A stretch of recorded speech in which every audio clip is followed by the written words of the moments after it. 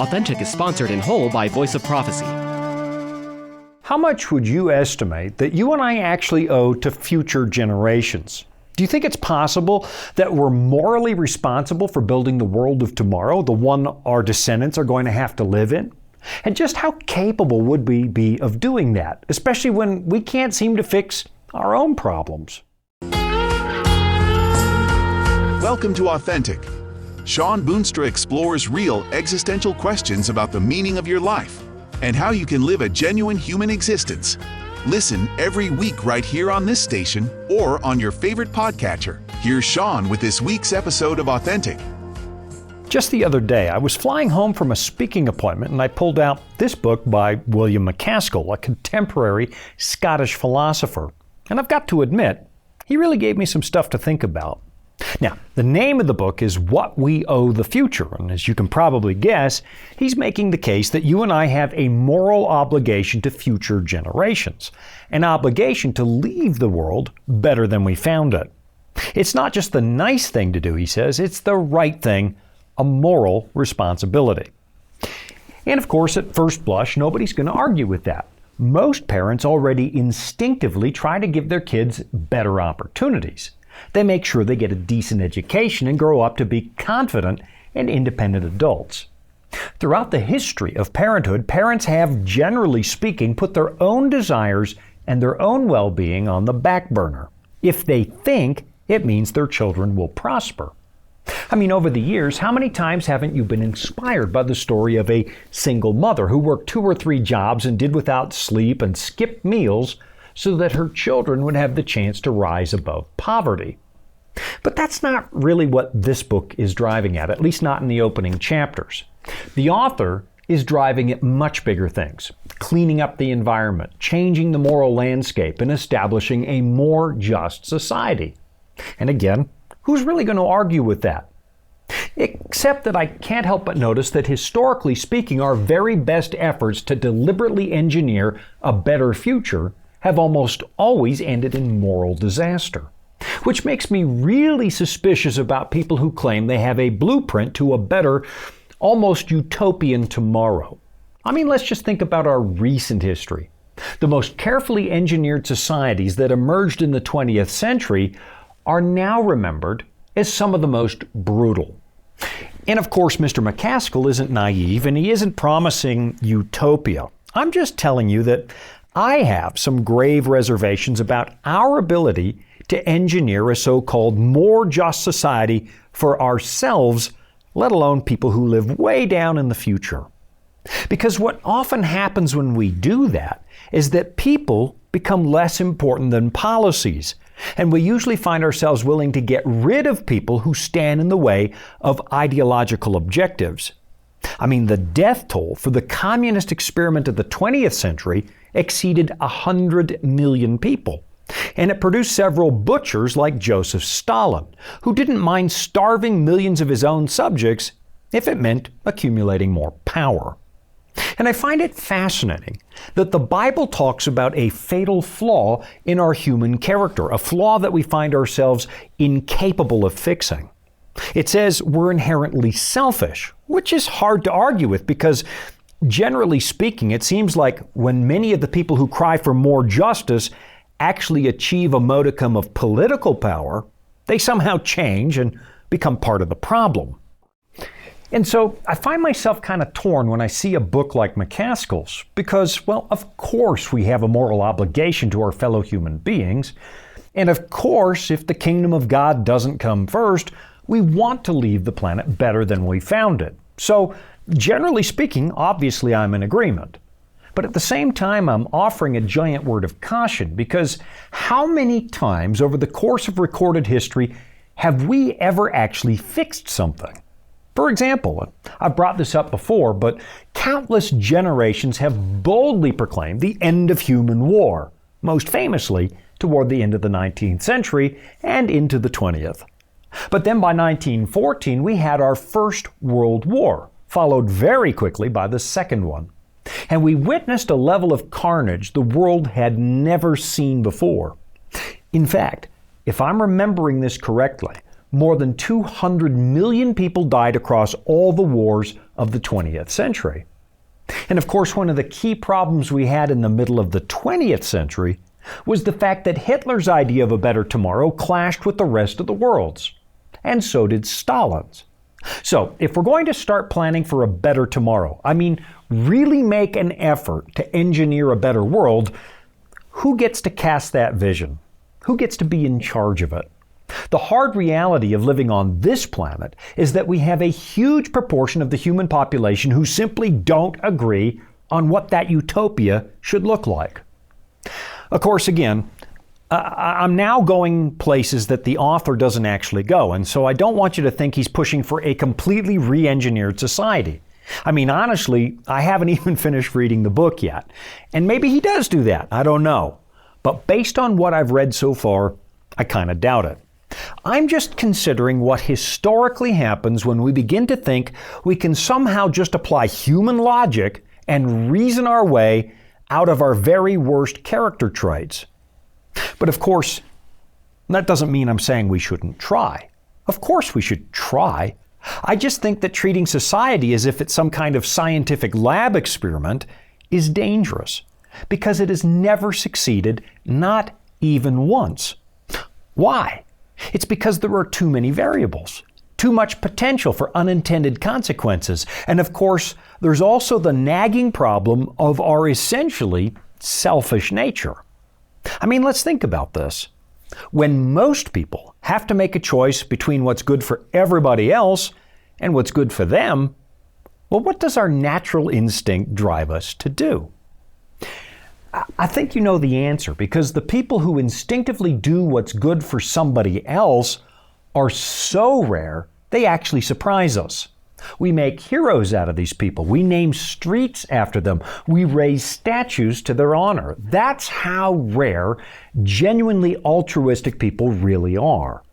So for just a few minutes, let's consider the moral implications of trying to frame a world that somebody else is going to have to live in. Of course, to some extent, we do that already every day. All of the big decisions we make on this planet are likely going to change the way that future generations are going to have to live. That much is obvious. And I think because we're building the future anyway, we should be thinking about negative consequences to the best of our ability, and we should do what we can to avoid those. And of course, as we do that, we're going to get a lot of things wrong, because there's no way we can accurately anticipate the world of the future, any more than a group of Greek philosophers living 600 years before Christ could ever anticipate this world, where, for example, I can talk to people face to face in real time anywhere on the planet, anytime I want. Under those circumstances, I wouldn't necessarily want to live by the rules set way back then.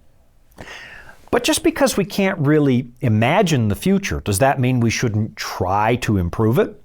Again, of course not. But it's that whole problem with our imperfect fallen natures that makes me suspicious of people who claim to have all the answers, because, well, that's never been the case.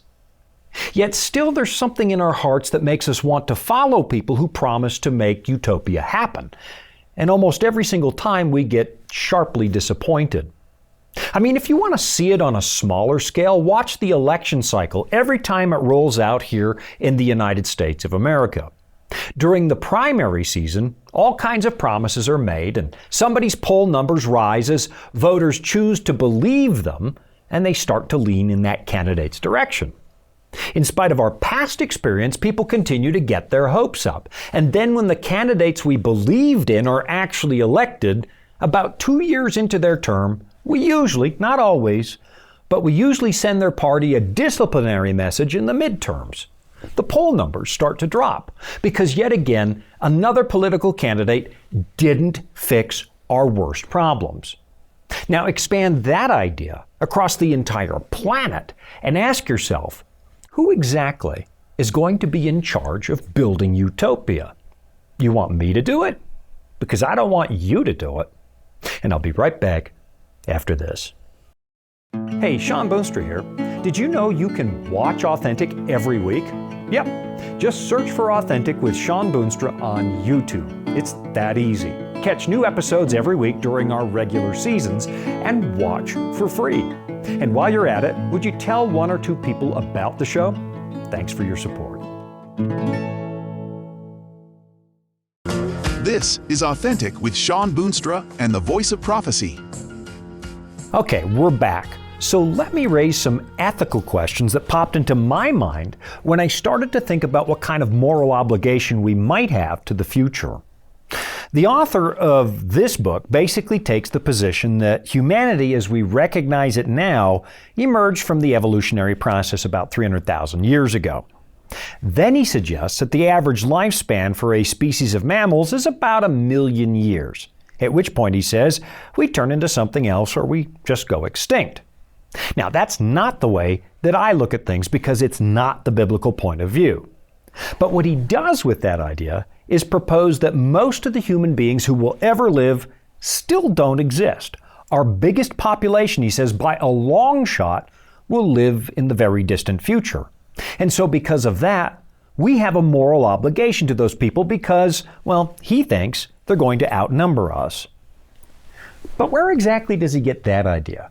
Why does he assume that greater numbers of people are worth more than fewer numbers of people? Why would he assign moral worth to the size of a population? I mean, I get it. When you live in a Western democracy, you're raised in the idea that the majority must rule, and so more people will always seem like they carry more value than less people. But why? And how are we supposed to know that? Now, again, I don't believe this. But suppose that we really did emerge as a unique species 300,000 years ago, just for the sake of argument. How exactly did that happen? Was it an accident? Did incredibly vast amounts of time coupled with chance somehow accidentally produce the human race? Self-conscious, self-aware, rational people? And if we really got here by accident, why is there any moral worth to preserving anything? I mean, it's just an accident, right? And at some point, it's all going to disappear. And then 100 million years after that, the theory says, nobody's ever going to know that we even existed. So who's to say that our presence in this galaxy has any moral worth? And why should we assume that the needs of some future majority are more important than my needs? Where does that idea come from? I mean, you and I are going to be dead when that distant future arrives, so why in the world should we care about it? Now, don't get me wrong, I'm not arguing that future people don't matter, I'm just asking why. Where exactly do these moral values, these moral price tags actually come from? Somebody might argue that it's a matter of self-preservation for the human race, that we need to keep humanity going, and that makes it a moral issue. But why? I mean, we all understand that we're going to die anyway, and after the passage of this much human history, we should understand that suffering is probably going to be a part of every generation anyway. So, who's to say that the future happiness of people we will never meet is more important than ours? Why should I sacrifice for people who don't even exist yet? And again, just in case somebody's tuning in right now, let me emphasize, this isn't the way I actually think. I come to the world from a Christian perspective, which absolutely requires that we esteem other people as more important than ourselves. After all, notice what it says in Philippians chapter 2. Do nothing from selfish ambition or conceit, but in humility count others more significant than yourselves. Biblical Christians believe in selflessness because that's the example of Christ who sacrificed everything for our future happiness. And the very reason that I'm free to own a copy of the Bible at all is because so many Christians living in the past were willing to make absolutely massive sacrifices to make sure of it. What we have from the biblical perspective is the belief that there is such a thing as an authentic human life, a right way to live, with authentic human values provided by the Creator.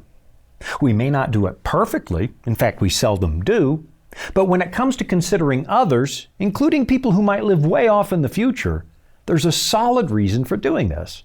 We're living in harmony with a pattern that God established. And by no means do I believe that you have to be a Christian to be a decent or moral person. And I say that because I've heard a lot of Christians suggest that atheists do not have the capacity to be moral, which is silly. Most of the atheists I've met are good and decent people, at least to the extent that anybody can be. What I'm really questioning is where our values come from. If our morality is just a matter of social convention, if it's just an arbitrary social contract, is that really a moral reason to behave well and consider others? And here's another question for atheists and believers alike. Is the biblical maxim, whatever you wish that others would do to you, do also to them? Well, is that really enough to make your actions moral? Because if you're treating others well just because that's what you would like for yourself, have you really overcome that basic instinct that puts self first? You know, in that same passage, Jesus taught that we're supposed to treat others as we would like to be treated because that's the essence of the law and the prophets. When somebody asked Jesus which of the moral commandments was the greatest, Jesus answered by saying this, and you'll find it in Matthew 22. You shall love the Lord your God with all your heart and with all your soul and with all your mind. This is the great and first commandment. And a second is like it. You shall love your neighbor as yourself. On these two commandments depend all the law and the prophets. In other words, the very essence of God's moral law is love and selflessness. And that's because God's moral law is a transcript of who He is. It's a picture of His character. The book of Genesis says that you and I were made, at least originally, in the image of God, as a perfect reflection of His loving character. And then we twisted that terribly, putting our own wants ahead of absolutely everything else.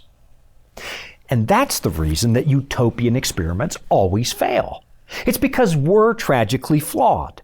And when those experiments fail, we have no problem blaming the people who ruined it, while assuring ourselves that we would never ever cause those kinds of problems. I mean, if I was in charge, I could pretty much fix everything, right? Except you and I both know that's not true. Let's suppose for the sake of argument that I really, really want to make the world a better place 1,000 years into the future. How exactly am I supposed to guess what's going to be beneficial 1,000 years from now? And how am I supposed to guess what culture will look like and what kinds of things people are going to value? I mean, let's suppose that our ancestors did the same thing 1,000 years ago. They hatched a plan to improve our lives. Would you really want a medieval doctor planning your health care? Or a medieval anybody planning anything? It's a ridiculous proposition. And yet, because of the perpetual arrogance of every generation, we like to think that we're a lot smarter than the people who came before us. But what if our choices actually end up promoting suffering, the way they almost always do? Wouldn't our tinkering then become a moral transgression? Again, I'm not arguing that we shouldn't try. Please don't misunderstand. But I am thinking we should be very careful before we assume that we actually know what we're doing. I mean, how many times have our very best efforts resulted in disaster? How many times haven't we pointed a finger at our ancestors, blaming them for the condition of our world? I'll be right back.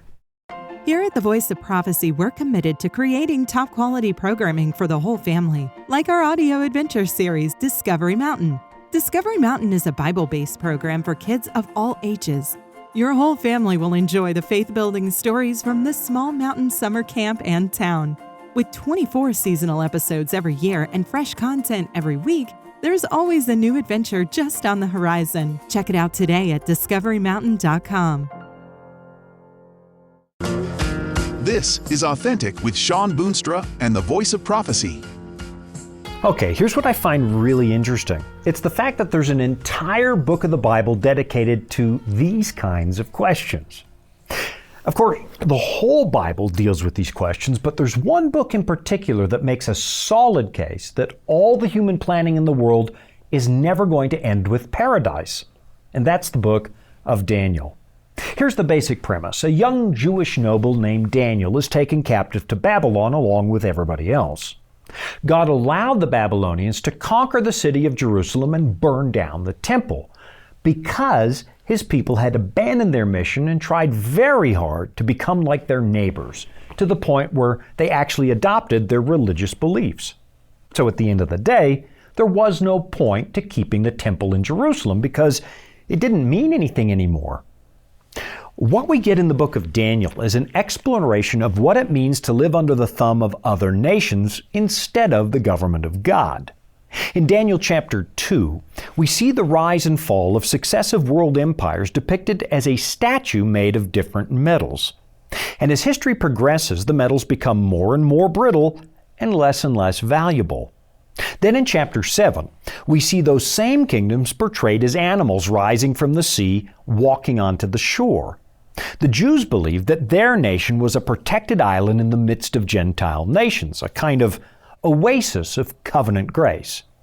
But in Daniel 7, the nation of Israel is being dominated by one Gentile nation after the other, and that's why they're seen coming up on the shore.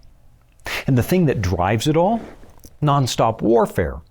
The book of Daniel shows us an ocean of humanity being whipped up by the wind, and as the turmoil continues, one human kingdom after another fights for power and replaces the one that came before it. It's really a very accurate description of the world's history. And you can be sure, as each new empire took its place on the world stage, it was brimming with promise. I mean, get out of our way, Babylonians, the Persians are here, and they're going to show you how it's done. Until, of course, the Greeks appear on the horizon and take their turn. This progression of failed empires continues until we get to the heavenly judgment, when everybody gets called on the carpet. And that results in this scene found in Daniel 7, verse 13. It says, "I saw in the night visions, and behold, with the clouds of heaven there came one like a son of man, and he came to the Ancient of Days and was presented before him. And to him was given dominion and glory and a kingdom, that all peoples, nations, and languages should serve him. His dominion is an everlasting dominion which shall not pass away, and his kingdom one that shall not be destroyed." You know what it's telling us? You and I are not going to fix this place. It's not going to happen. And again, that doesn't mean we don't have a moral obligation to help people, because we do. In fact, every Christian should take very careful note of Jesus' words over in Matthew chapter 25, where he says, "When the Son of Man comes in his glory and all the angels with him, then he will sit on his glorious throne. Before him will be gathered all the nations, and he will separate people one from another as a shepherd separates the sheep from the goats. And he will place the sheep on his right, but the goats on the left. Then the king will say to those on his right, 'Come, you who are blessed by my Father, inherit the kingdom prepared for you from the foundation of the world. For I was hungry, and you gave me food. I was thirsty, and you gave me drink. I was a stranger, and you welcomed me. I was naked, and you clothed me. I was sick, and you visited me. I was in prison, and you came to me.'" So yeah, we do have a duty to help our fellow human beings. The very character of God demands that. You can trust your instinct to help people. But when it comes to man-made utopian experiments, well, I think the book of Daniel has proven to be absolutely right. Not one of those experiments so far has done anything to make us happier, because not one of them can fix our fundamental flaw. We're sinners, trapped by a selfish perspective that is never going to change through anything we do. Anybody putting absolute faith in people to fix this world is going to be bitterly disappointed. I mean, we've never pulled it off in the past, and I don't believe for a moment we're going to pull it off in the future. So why trust mere people with the future of the planet? Again, that doesn't mean it doesn't need fixing. It just means that fixing it is going to take something more than what we have to offer. So who do you want to trust with the future? Self-interested people who always seem to use others to accomplish their aims? Or would you rather have a God who sacrificed everything to secure a future for you? Historically speaking, there is only one person who perfectly reflected the image of God. One person who lived a completely selfless life. One person who was willing to lose everything if it meant your utter and complete restoration. And I would like to suggest that before you believe any more promises from well-meaning politicians or social engineers, that you consider the claims of Christ. Because maybe, just maybe, He really does have the ability to give you the peace of God which surpasses all understanding. I'll be right back after this. Retirement planning can be a stressful process, but it doesn't have to be. The friendly people at the Voice of Prophecy can walk you through the entire process and explain all of your options based on your specific needs. Whether you'd like to set up a trust for income or make a gift that will benefit your loved ones and change lives through the Voice of Prophecy, we're here to help. To learn more, call 1-800-348-5993.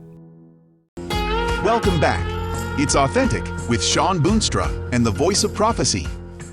Here's one of the problems with trying to engineer a better future for your grandkids, and that's our skewed understanding of what makes people happy.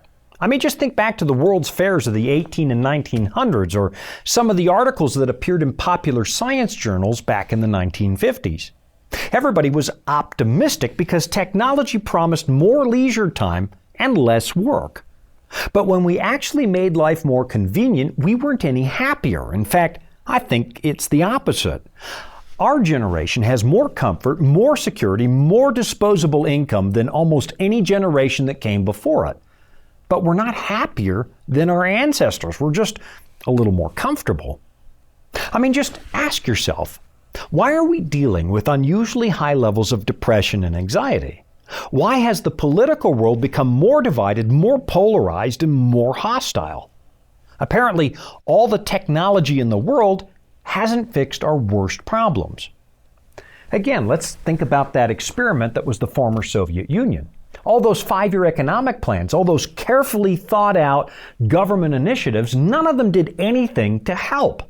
In fact, apart from a handful of party elites, those decisions made people more miserable. So are we really smart enough to figure out what's going to make the human race happy? Again, God absolutely expects us to alleviate suffering. He expects us to feed the hungry and clothe the poor. He expects us to care for the planet and, yes, leave it better than we found it. But at the same time, I think we should remember a couple of important realities. One, trying to tinker with the future in ways we think is appropriate, that's probably a losing game. 2, speaking from a biblical perspective, we know we're not going to fix it. The Bible indicates quite clearly that you're not going to solve what's wrong with this place. Our existence is a little bit like an old-fashioned Greek tragedy. It doesn't matter how well you plan, if you can't get rid of your fatal flaw, it's going to destroy you. From the Bible's perspective, the problem only gets solved after the judgment when the Son of Man receives his kingdom and he restores this world to what it's supposed to be. And I don't know about you, but if God is real, and I know he is, then I think you'd rather have him plan the future than somebody like me. Thanks for joining me. I'm Sean Boonstra, and you've been watching Authentic. You've been listening to Authentic, sponsored by Voice of Prophecy. Remember, you can listen every week right here at the same time. And thank you. Authentic is funded by listeners just like you. You can support at voiceofprophecy.com. That's also where you can find all the episodes you missed, or where you can listen again. That's voiceofprophecy.com.